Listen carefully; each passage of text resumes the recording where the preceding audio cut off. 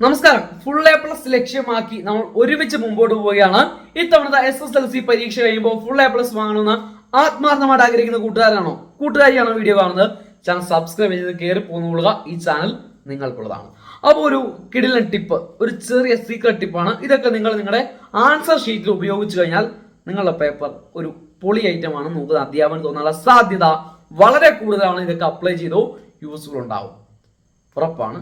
മസ്റ്റായിട്ട് നിങ്ങളിത് ഫോളോ ചെയ്യാം.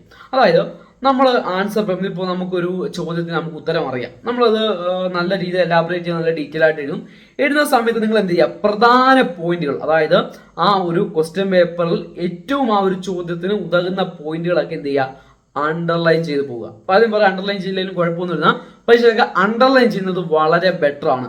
എന്തുകൊണ്ട് ഇങ്ങനെ ചെയ്യണമെന്ന് പറഞ്ഞു കഴിഞ്ഞാൽ രണ്ട് പ്രധാനപ്പെട്ട കാര്യങ്ങളുണ്ട്.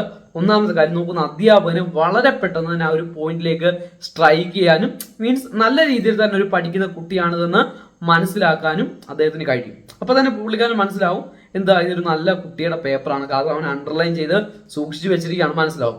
രണ്ടാമത് ഒരു പോയിന്റ്, നോക്കുന്ന അധ്യാപകന് വേറെ പ്രധാനപ്പെട്ട കാര്യം, അതായത് നല്ല പഠിക്കുന്ന കുട്ടിയാണ്, കാരണം അണ്ടർലൈൻ ചെയ്ത് ഇങ്ങനെയൊക്കെ ചെയ്യണമെങ്കിൽ ഇവൻ നല്ല രീതിയിൽ പഠിക്കുന്ന അല്ലെങ്കിൽ മാർക്ക് വേണമെന്ന് ആഗ്രഹിക്കുന്ന ഒരു കൂട്ടുകാരൻ അല്ലെങ്കിൽ ഒരു കൂട്ടുകാരിയാണ് എന്ന് ഈ നോക്കുന്ന അധ്യാപകന് ബോധ്യപ്പെടും. അതുകൊണ്ട് തന്നെ ആ ഒരു ലെവലിൽ അല്ലെങ്കിൽ ആ ഒരു എന്താ പറയുക സ്റ്റാൻഡേർഡോട് കൂടിയിട്ടായിരിക്കും പുള്ളി വാല്യൂ ചെയ്യുന്നത്, നമ്മൾ ആ ഒരു ആൻസർ ഷീറ്റ് വാല്യൂ. അപ്പോൾ ഇതൊക്കെ നിങ്ങളുടെ ആ ഒരു പരീക്ഷ എഴുതുന്ന സമയങ്ങളൊക്കെ യൂസ് ചെയ്ത് കഴിഞ്ഞാൽ മസ്റ്റായിട്ടും നിങ്ങൾക്ക് കൂടുതൽ മാർക്ക് സ്കോർ ചെയ്യാനും നിങ്ങളുടെ പേപ്പർ മറ്റുള്ള പേപ്പറിൽ നിന്നും ഒന്ന് ഡിഫറെൻ്റ് ആക്കാനും അധ്യാപന മുമ്പിലേക്ക് ആ പേപ്പർ ഒരു വെറൈറ്റി ആയിട്ട് എത്തിക്കാനും കഴിയും.